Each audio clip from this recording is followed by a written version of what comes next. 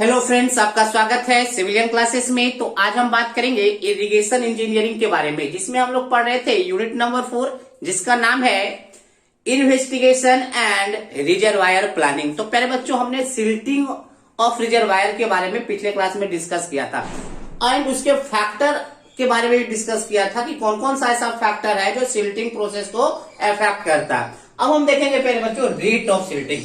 Rate of silting क्या होता है प्यारे बच्चों? सिल्टिंग क्या हमने बताया था? सिल्टिंग हमने बताया था जो सिल्ट पार्टिकल रन ऑफ के थ्रू वाटर क्या कहते हैं रिजर्वायर के बेसिन पे डेप्थ वेड पे डिपोजिट हो जाता है, तो उसको बोलते हैं सिल्टिंग, है ना। अब देखेंगे प्यारे बच्चों रेट ऑफ सिल्टिंग। क्या देखेंगे? Rate of silting. तो प्यारे बच्चों पर यूनिट टाइम में जितना depth of silt particle reservoir के बेड पे डिपोजिट होता है वही आपका कहलाता है क्या? Rate of silting. That means हमने क्या बोला? पर यूनिट टाइम में जितना depth of silt particle deposit होता है बेड ऑफ रिजर्वायर पर वही कहलाता है rate of silting. That means depth per unit time मतलब मिलीमीटर पर आवर में इसको हम डिनोट करेंगे, एक्सप्रेस्ड करेंगे। तो देखिए प्यारे बच्चों, हमने क्या लिखा है? Rate of silting of reservoir is defined as the ratio of depth of silt particle deposit on bed of reservoir to time of silting. प्यारे बच्चों, हमने क्या बोला? रेट ऑफ सिल्टिंग को डिफाइन कर किया जाता है कैसे? तो ratio of depth of silt particle deposit on bed of reservoir, है ना। देखिए प्यारे बच्चों क्या बोले, मान लेते हैं प्यारे बच्चों ये आपका रिजर्वायर है। इस रिजर्वायर के बेड पे पर यूनिट टाइम में जितना depth of silt particle deposit होगा वही कहलाएगा रेट ऑफ सिल्टिंग। तो रेट ऑफ सिल्टिंग को क्या बोल सकते हैं? Depth of silt particle deposited per unit time is called rate of silting. Simple language में कहा जा सकता है rate of silting is expressed by millimetre per hour. याद रखिएगा प्यारे बच्चों, रेट ऑफ सिल्टिंग को मिलीमीटर पर आवर में डिनोट किया जाता है। कहीं कहीं लिख देता है प्यारे बच्चों की volume of silt particle to time. तो प्यारे बच्चों ज्यादा एक्यूरेट डिफिनेशन है depth of silt particle by time, है ना। नेक्स्ट, तो रेट ऑफ सिल्टिंग क्या हो जाएगा? Depth of silt particle deposited on reservoir bed बटे run off time. Run off time मतलब जितना टाइम तक पानी क्या हुआ है रन ऑफ क्या, वही कहलाएगा रन ऑफ टाइम। चलिए प्यारे बच्चों आप इसको नोट डाउन कर लीजिए। अब हम लोग देखेंगे प्यारे बच्चों कि कैसे हम इस सिल्टिंग को कंट्रोल करेंगे, क्योंकि अगर सिल्टिंग को कंट्रोल करना बहुत ही इंपॉर्टेंट है। अगर आप सिल्टिंग को कंट्रोल नहीं करते हैं तो आपका क्या हो जाएगा प्यारे बच्चों? स्टोरेज कैपेसिटी घट जाएगा, क्योंकि सिल्टिंग मतलब सिल्ट पार्टिकल ज्यादा डिपोजिट होते जाएगा तो आपका स्टोरेज कैपेसिटी घट जाएगा। तो हम देखेंगे किस किस मेथड से सिल्टिंग ऑफ रिजर्वायर को कंट्रोल किया जाता है, रोका जाता है। पहले आप इसको नोट डाउन कर लीजिए।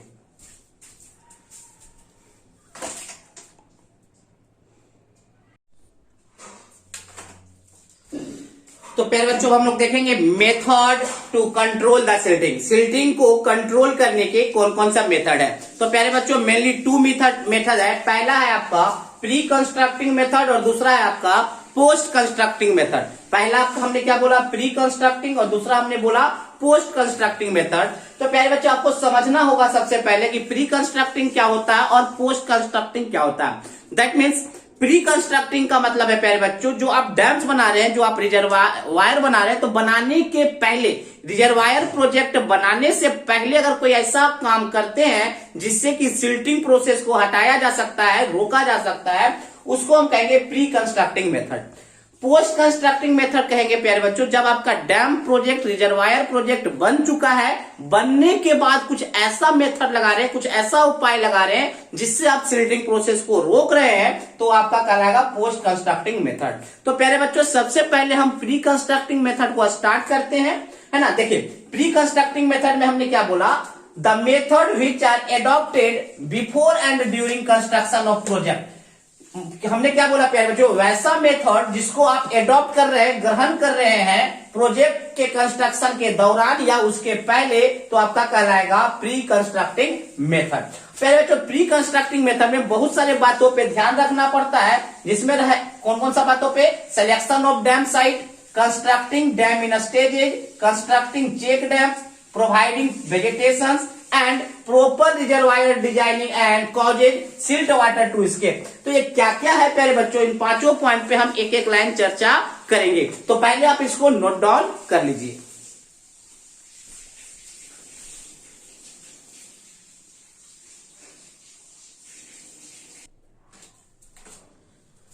तो प्यारे बच्चों सबसे पहला जो स्टेज था किसमें, प्री कंस्ट्रक्टिंग में जो पहला स्टेज था सिलेक्शन ऑफ डैम। प्यारे बच्चों जो डैम का जो सिलेक्शन करना है, साइट सिलेक्शन करना है, ऐसा करना है जहां पे इरोजन कम होता होगा, मतलब सॉइल पार्टिकल कम इरोड होते होंगे, है ना।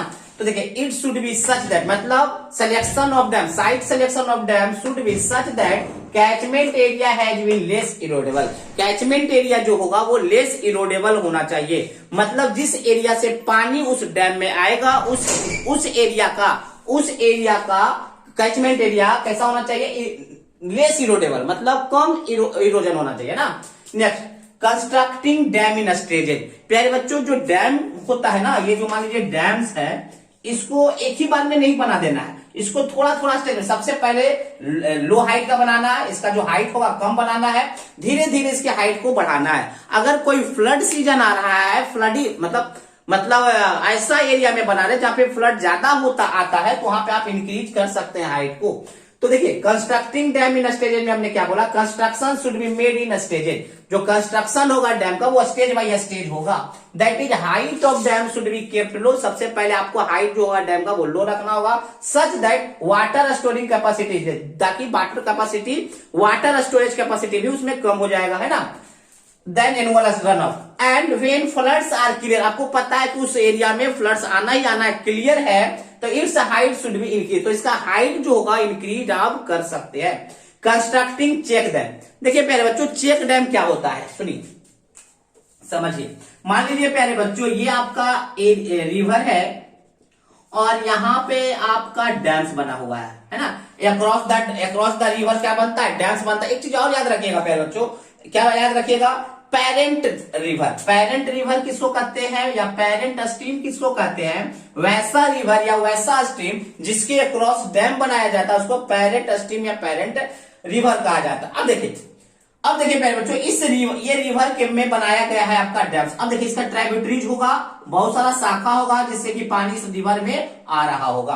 तो प्यारे बच्चों क्या करना है, हर ट्राइब्यूटरीज के पास छोटा छोटा बंड बना देना है। बंड कहने का मतलब क्या प्यारे बच्चों, छोटा छोटा स्ट्रक्चर बना देना है ताकि सिल्ट पार्टिकल यहाँ पे जमा हो जाए और पानी सिर्फ ऊपर से फ्लो होकर इस रिवर में आ जाए। बात समझ में आया, छोटा छोटा बंड बना देना है ताकि सिर्फ पानी का फ्लो इस रिवर में हो सके और सिल्ट पार्टिकल यहीं पे जमा हो सके। तो यही बात लिखा है constructing check dam. Check dam का मतलब छोटा छोटा जो बंड बना रहे हैं ट्राइब्यूटरीज के पास, वही है आपका चेक डैम। बात समझ में।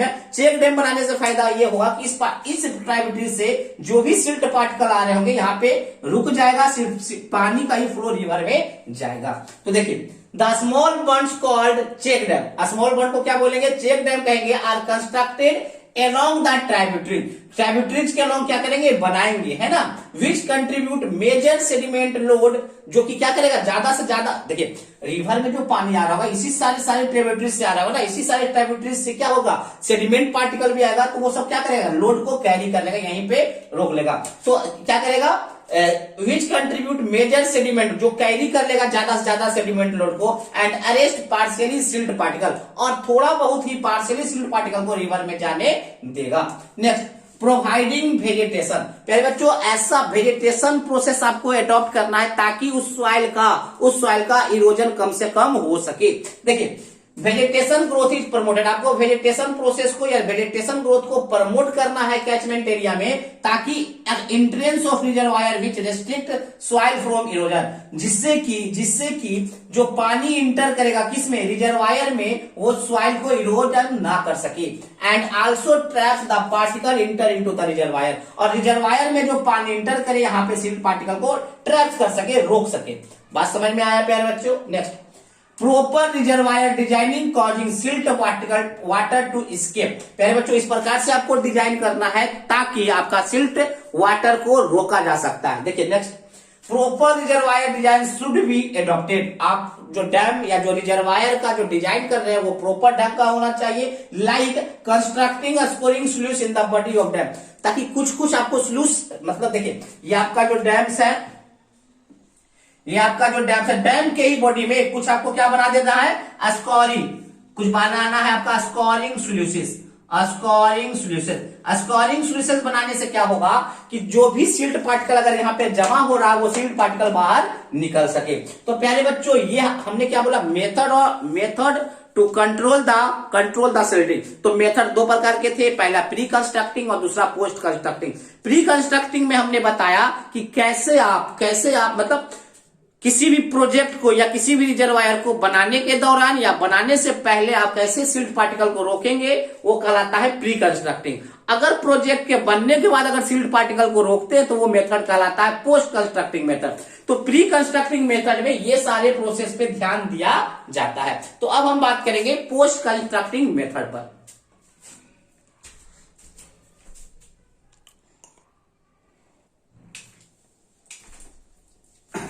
तो पहले बच्चों हम लोग देखेंगे पोस्ट कंस्ट्रक्टिंग मेथड। तो पोस्ट कंस्ट्रक्टिंग मेथड में क्या था प्यारे बच्चों, ऐसा मेथड सिल्टिंग का ऐसा मेथड जिसमें हम एडॉप्ट कब करते हैं, प्रोजेक्ट बनने के बाद, है ना। तो देखिए हमने क्या लिखा है, the method which are adopted after constructing of project के कंस्ट्रक्ट होने के बाद अगर हम जिस मेथड को एडॉप्ट करते हैं वो कहलाता है post constructing method. Post constructing method में क्या क्या इंक्लूड्स है, it includes the removal of post flood water, dredging, तीसरा है मैकेनिकल स्टीयरिंग, चौथा है सॉइल कंजर्वेशन मेथड। प्यारे बच्चों चारों पॉइंट्स के बारे में देखते हैं, लेकिन पहला पॉइंट जो है आपका सिंपल है, removal of post flood water. अगर किसी प्रकार का डैम में क्या आता है, फ्लड वाटर आता है, तो आपको पता होगा कि फ्लड वाटर में बहुत सारे सॉइल पार्टिकल या उससे भी ज्यादा खतरनाक दैट मीन्स फ्लोटिंग पार्टिकल्स आ जाते हैं, जैसे लकड़ी, आप बोल सकते हैं ग्लास का टुकड़ा, प्लास्टिक का टुकड़ा। तो आप क्या कीजिएगा, आप जो फ्लड वाटर होगा उसको रिमूव करने का कोशिश कीजिए, किससे, मतलब आने ही नहीं दीजिएगा, क्या एंटरिंग करने को ही रोक दीजिएगा, ठीक है। तो वो तो ठीक है। नेक्स्ट है प्यारे बच्चों dredging, mechanical steering and soil conservation method. तो देखिए प्यारे बच्चों ड्रेजिंग, सबसे पहले हम लोग देखेंगे ड्रेजिंग में हम लोग देखिए क्या करते हैं। मान लीजिए ये आपका डैम्स है, तो डैम्स, अब देखिए यहाँ पे पानी होगा प्यारे बच्चों, यहाँ पे आपका पानी होगा। अब सॉइल पार्टिकल जो आएगा यहीं पे तो जमा होगा, जिससे स्टोरेज कैपेसिटी क्या हो जाएगा, जिससे स्टोरेज कैपेसिटी घट जाएगा। तो आप क्या कीजिएगा ना, वाटर के अंदर छोटा छोटा डिच बना लीजिएगा, छोटा डिच करने का मतलब है क्या प्यारे बच्चों, कुछ गड्ढा कर लीजिएगा जो कि सॉइल पार्टिकल्स जो आएगा ना यहीं पे भरेगा, तो आपका स्टोरेज कैपेसिटी नहीं घटेगा। तो ये कहलाता है आपका ड्रेजिंग। तो पहले बच्चों वाटर के अंदर गड्ढा करने में बहुत ही ज्यादा खर्च होता है, इसलिए यह कॉस्टलियर प्रोसेस है। तो देखिए हमने क्या बोला, dredging means excavation under water के अंदर आपको एक्सकेवेशन करना है, and silt is excavated from bed of reservoir. और सिल्ट को कहां एक्सकेवेट कर देना, deposited from bed of reservoir, it is costlier process. ये क्या एक महंगा मेथड है ना। नेक्स्ट है मैकेनिकल स्टीयरिंग। पहले बच्चों मैकेनिकल स्टीयरिंग में जो सॉइल पार्टिकल्स होते हैं उसको मैकेनिकली रिमूव किया जाता है। मैकेनिकली रिमूव कैसे किया जाता है, मान लीजिए हम यहाँ पे स्लूस लगा दिए, क्या लगा दिए, यहाँ पे हम स्लूस लगा दिए। जब हम स्लूस लगा देते हैं तो ये पार्टिकल को पुश करेगा, पुश करके स्लूस से बाहर निकाल देगा। In this method silt is kept in disturb condition bye mechanically. क्या बोला, सिल्ट पार्टिकल को डिस्टर्ब करते हैं इस मेथड में mechanically. That means it is pushed through sluice से क्या करते हैं, पुश करवाते हैं ताकि वो क्या कर सके, बाहर जा सके। बाहर कहां जाएगा, डाउन स्ट्रीम साइड में। बाहर किधर जाएगा, डाउन स्ट्रीम साइड में, है ना। तो यही बात लिखा हुआ है, and soil particle passes towards down stream side. Soil particle क्या हो जाएगा, डाउन स्ट्रीम साइड में पास कर जाएगा। नेक्स्ट है सॉइल कंजर्वेशन मेथड। प्यारे बच्चों सॉइल कंजर्वेशन मेथड क्या है, देखिए सिल्टिंग प्रोसेस का होगा जब सॉइल पार्टिकल इरोडेट होगा। तो आप क्या कीजिएगा प्यारे बच्चों, जो जो कैचमेंट एरिया है, जिस एरिया से पानी आ रहा है उस एरिया में आप क्रॉप रोटेशन कीजिएगा। क्रॉप रोटेशन करने का मतलब बार बार क्रॉप का क्या कीजिएगा, रोटेशन। कभी धान लगाइएगा, तो कभी आप गेहूं लगाइएगा, कभी मक्का लगाइएगा। तो क्रॉप रोटेशन से उसका सॉइल का कैपेसिटी थोड़ा सा बढ़ जाता है, ताकि फिर उससे वो इरोजन नहीं होगा, है ना। चलिए तो देखिए हमने क्या बोला, in order to prevent deposition of soil conservation methods are. कह रहा है कि कंजर्वेशन मेथड में सॉइल को कैसे किया जाता है, तो are adopted on upstream side. Upstream side में ही सॉइल का कंजर्वेशन किया जाता है। And reservoir such as excavation of, इसमें भी छोटा छोटा डिचेज बनाया जाता है। एंड क्रॉप रोटेशन का, मेनली इसमें क्रॉप रोटेशन किया जाता है। तो ये था हमारा प्यारे बच्चों कि कैसे, व्हाट इज द सिल्टिंग। फिर हमने पढ़ा सिल्टिंग के बाद हमने क्या पढ़ा प्यारे बच्चों, फैक्टर अफेक्टिंग द सिल्टिंग। फिर हमने पढ़ा रेट ऑफ सिल्टिंग। फिर हमने पढ़ा कि कैसे हम कंट्रोल करेंगे सिल्टिंग का। तो दो मेथड था, pre constructing method and post constructing method. ठीक है प्यारे बच्चों, चलिए पहले आप इसको नोट डाउन कर लीजिए, है ना। चलिए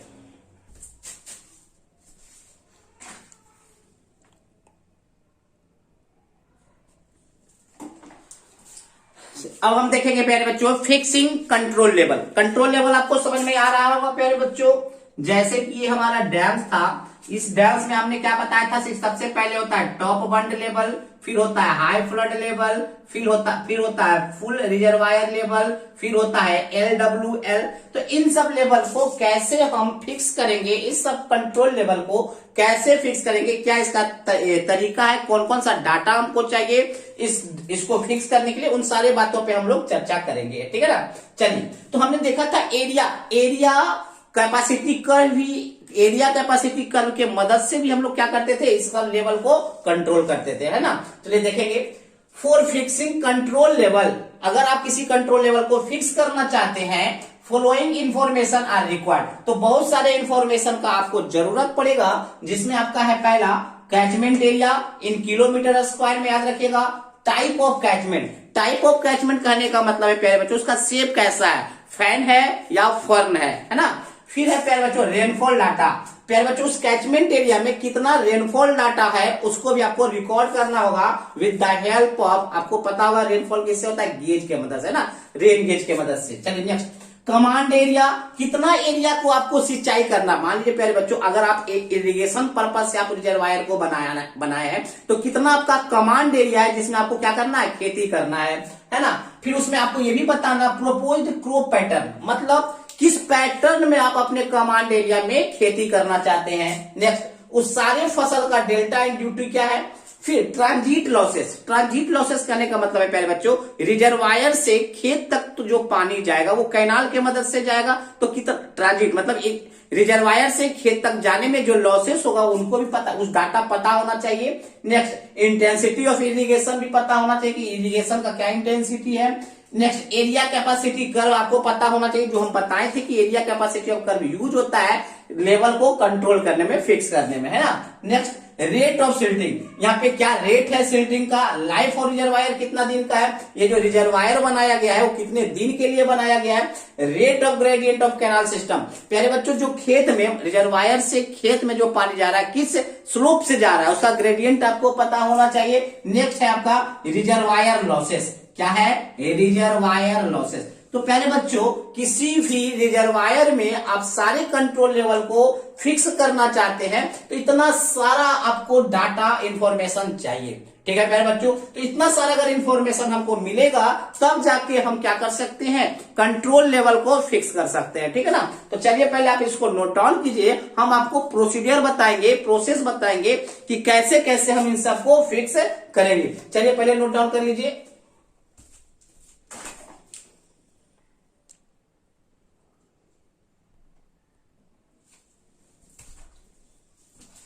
चलिए प्यारे बच्चों हम लोग देखेंगे fixing for criteria for fixing various level, क्या क्राइटेरिया है वेरियस लेवल को फिक्स करने का। तो सबसे पहले हम बात करेंगे LWL या LST का फिक्स कैसे करते हैं। LWL का मतलब लोएस्ट वाटर लेवल या लोएस्ट सिल्ट लेवल। LSL क्या है ये, LSL है ना। तो देखिए प्यारे बच्चों प्रोसीड्यूर टू फिक्स LWL या LSL को फिक्स करने का क्या प्रोसीजर है वो देखेंगे। सबसे पहले देखिए प्यारे बच्चों हम पहले डैम का फिगर बना देते हैं।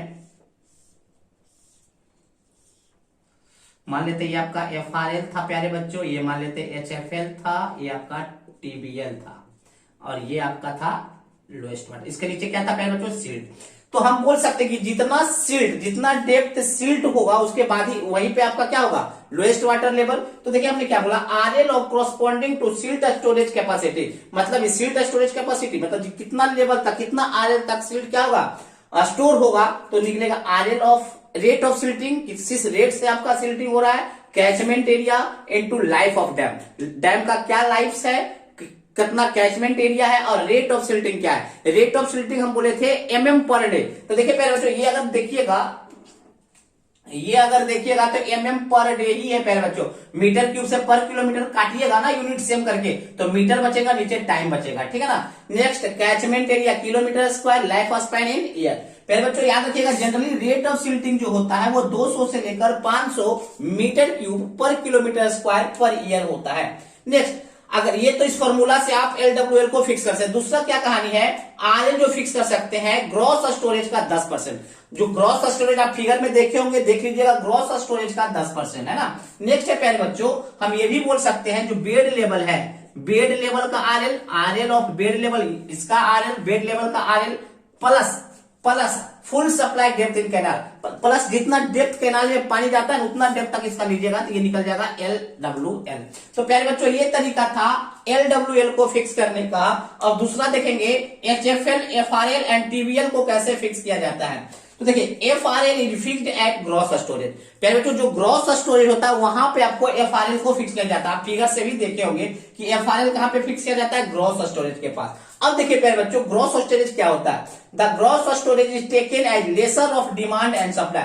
प्यारे बच्चों जितना डिमांड है, खेत को जितना डिमांड है और जितना सप्लाई कर रहा है, दोनों में जो मिनिमम वैल्यू है, डिमांड और सप्लाई के का जो, मान लीजिए सर जी खेत को डिमांड है 15 मीटर क्यूब और सप्लाई हम कर रहे हैं 10 मीटर क्यूब। तो प्यारे जो दोनों में ये डिमांड है, ये सप्लाई, दोनों में जो मिनिमम वैल्यू है वही आपका होगा FRL लेवल, मतलब वही आपका होगा ग्रॉस स्टोरेज। ग्रॉस स्टोरेज हमने क्या बोला, डिमांड और सप्लाई में जो मिनिमम होगा वही आपका ग्रॉस स्टोरेज होगा, और ग्रॉस स्टोरेज का जो RL होगा वही आपका क्या होगा, FRL होगा, ठीक है ना। नेक्स्ट HFL क्या होगा प्यारे बच्चों, HFL क्या होगा, RL ऑफ FRL प्लस, इसको बोलते हैं प्यारे बच्चों, इसको बोलते हैं फ्लड लिफ्ट, जिसको S बोलते हैं। याद रखिएगा हमने क्या बोला है, जैसे ही हमको FRL का RL पता चल गया है तो HFL का RL क्या होगा, RL ऑफ FRL प्लस इसको क्या बोलते हैं, फ्लड लिफ्ट, इसको क्या बोलते हैं, फ्लड लिफ्ट, है ना, और S से डिनोट करते हैं। याद रखिएगा फ्लड लिफ्ट जो जनरली होता है 2 से 3 मीटर के बीच में होता है। नेक्स्ट, अब देखिए प्यारे बच्चों, अब देखिए ये आपका फ्री बोर्ड है, अब इसमें फ्री बोर्ड को जोड़ेंगे तो TBL निकल जाएगा, टॉप बंड लेवल निकल जाएगा।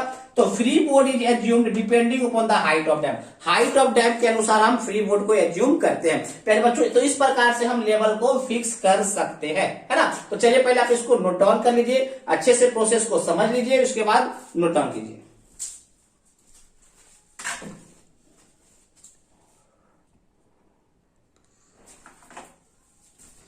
चलिए प्यारे बच्चों एक न्यूमेरिकल्स देख लेते हैं, किस पे, फिक्सिंग ऑफ कंट्रोल लेवल पे। क्वेश्चन कर रहा है प्यारे बच्चों, for control level of medium size of reservoir, आप कंट्रोल लेवल को फिक्स कीजिए for medium size of reservoir के लिए। From the following data below, बहुत सारा डाटा आपको दिया हुआ है। इफेक्टिव स्टोरेज दिया हुआ है 300 हेक्टेयर, मतलब इतना चाहिए ही चाहिए ना, 300 हेक्टेयर मीटर। टैंक लॉस मतलब रिजर्वायर लॉस है आपका 20% ऑफ इफेक्टिव स्टोरेज, जितना इफेक्टिव स्टोर कीजिएगा उसका 20% आपका रिजर्वायर लॉस हो जाएगा। कैरी ओवर अलाउंस मतलब 10% ऑफ इफेक्टिव स्टोरेज। प्यारे बच्चों 10% कहने का मतलब क्या है, चलिए देख लेते हैं आगे न्यूमेरिकल्स में। अब देखिए कंटूर RL मतलब 250 मीटर अगर हाई आता है, दैट मीन्स ये कह सकते हैं कि स्टोरेज आपका अगर 3.2 आता है तो आप RL दीजिएगा 250। अगर आपका स्टोरेज 4.1 मिलियन मीटर क्यूब आता है तो उसका RL हो जाएगा 253। तो ये आपका स्टोरेज कैपेसिटी के अनुसार कंटूर लेवल दिया हुआ है। तो मेनली हमको स्टोरेज कैपेसिटी अगर बता देंगे तो सारे का हम क्या बता देंगे, RL बता देंगे। तो देखिए प्यारे बच्चों हम यहाँ बनाना स्टार्ट कर रहे हैं, बना हुआ है ऑलरेडी, बना के, है ना। स्टोरेज कैपेसिटी, ग्रॉस स्टोरेज क्या होगा प्यारे बच्चों, आप जो हम कंट्रोल लेवल पढ़ा रहे हैं वो तो उस फिगर में देखिएगा तो हमने आपको समझ में आ रहा होगा, ग्रोस स्टोरेज बराबर dead storage plus live storage, dead storage plus live storage. देखिए पहले बच्चों डेड स्टोरेज तो आपको दिया हुआ है ऑलरेडी, डेड स्टोरेज बराबर 10% ऑफ ग्रॉस स्टोरेज। जितना ग्रॉस स्टोरेज है उसका 10% क्या है, डेड स्टोरेज है। दैट मीन सिर्फ हमको निकालना होगा लाइव स्टोरेज। तो पहले बच्चों लाइव स्टोरेज क्या होगा, इफेक्टिव स्टोरेज फॉर क्रॉप्स, कितना इफेक्टिव जरूरत है क्रॉप्स को पानी का, plus tank loss plus carry over allowance, मतलब कैरी करने में कितना हमको फैक्टर ऑफ सेफ्टी लेकर चलना है। तो देखिए इफेक्टिव स्टोरेज फॉर क्रॉप्स कितना है 300, टैंक लॉसेस कितना है 20% ऑफ इफेक्टिव स्टोरेज, तो effective storage 3000। Carry over allowance कितना है 10% of effective storage, 10/100 into effective storage. तो ये आ गया आपका प्यारे बच्चों 3900 hectare metre, that mean 39 million metre cube, 39 million metre cube. तो चलिए प्यारे बच्चों हम लोग निकालते हैं ग्रॉस स्टोरेज। ग्रॉस स्टोरेज क्या होगा, gross storage equal to live storage कितना है 39 निकाल चुके हैं, 39 हम लाइव स्टोरेज निकाल चुके हैं, plus effective storage sorry plus dead storage. Dead storage कितना है 10%, डेड स्टोरेज कितना है 10%, तो 10% प्लस ग्रॉस स्टोरेज। इस इक्वेशन से आप देखिए प्यारे बच्चों ग्रॉस स्टोरेज निकाल सकते हैं। जब हमने ग्रॉस स्टोरेज निकाला तो वो आपका गया 43.33 मिलियन मीटर क्यूब। तो प्यारे बच्चों आपको अगर याद होगा, अगर आपको याद होगा तो एफआरएल का जो एफआरएल का मतलब है क्या, फुल रिजर्वायर लेवल। क्या है फुल रिजर्वायर लेवल। तो फुल रिजर्वायर लेवल आपका जो होगा प्यारे बच्चों, हम बताए थे जब हम फिक्सिंग और जब हम प्रोसीड्यूर बता रहे थे फिक्स करने का, कि जहां पे ग्रॉस स्टोरेज आएगा वहीं पे हमको क्या करना होगा, फिक्स करना होगा एफआरएल को।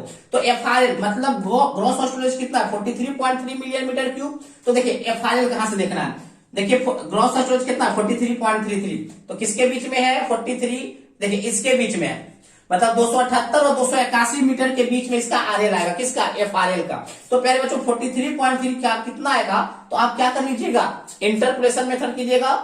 42.65 पे 278 मीटर का आरएल होता है, 47.3 मीटर पे 281 मीटर का आरएल होता है, तो 43.3 का कितना होगा। जब आप क्या करने जाइएगा इंटरपोलेशन करने जाइएगा तो पता चलेगा एफआरएल आपका फिक्स हो जाएगा, दोनों के बीच में होगा 278.43 मीटर। हो गया प्यारे बच्चों। अब देखिए अब हमको निकालना है लोएस्ट वाटर लेवल। तो प्यारे बच्चों आपको पता है कि लोएस्ट वाटर लेवल क्या है, जितना तक डेड स्टोरेज था, डेड स्टोरेज मतलब जितना लेवल तक सिल्ट पार्टिकल आता है वही डेड स्टोरेज कहलाता है। तो देखिए आपका लोएस्ट वाटर लेवल क्या हो जाएगा, डेड स्टोरेज कैसे निकले, हाँ देखिए डेड स्टोरेज क्या होगा 10% ऑफ द ग्रॉस। तो ग्रॉस हमने निकाल चुका है 43.3, तो 10/100 इंटू 43.3 मतलब 4.33 मिलियन मीटर क्यूब। तो हम क्या देखेंगे 4.33 मिलियन मीटर क्यूब स्टोरेज पे कितना कंटूर है। तो देखिए 4.33 किसके बीच में है, तो 253 और 256 के बीच में होगा। तो जब आप इसको क्या कहते हैं इंटरपोलेशन मेथड से निकालिएगा तो आपका LWL आ जाएगा 253.43 मीटर। चलिए अब हम देखेंगे HFL। तो HFL क्या high flood level. High flood level हमने क्या बोला था FRL प्लस फ्लड लिफ्ट। तो FRL तो मेरा ऑलरेडी निकला हुआ है 278.43। फ्लड लिफ्ट कहीं पे नहीं दिया हुआ है तो फ्लड लिफ्ट को आपको एज्यूम करना होता है 2 से 3 मीटर, तो हमने 3 मीटर एज्यूम कर लिया। दैट मींस ये आपका आंसर कितना आ गया 281.43 मीटर। नेक्स्ट है टॉप बंड लेवल। तो आपको पता होगा कि टॉप बंड लेवल क्या होगा, high flood level plus free board को भी हमने मान लिया 3 मीटर। तो इस तरह से हमने टॉप बंड लेवल भी निकाल दिया। तो प्यारे बच्चों ऐसे तो न्यूमेरिकल इस पे नहीं आता इस टॉपिक पे, फिर भी हमने आपको ये क्वेश्चन समझा दिया कि कैसे हम इसको कैरी करेंगे, है ना। चलिए तो इस तरह से प्यारे बच्चों आपका जो यूनिट नंबर 4 है वो पूरी तरीके से समाप्त हो चुका है। मतलब इरिगेशन का यूनिट नंबर 4 पूरी तरीके से समाप्त हो चुका है। चलिए प्यारे बच्चों इसको नोट डाउन कर लीजिए। आज के लिए बस इतना ही।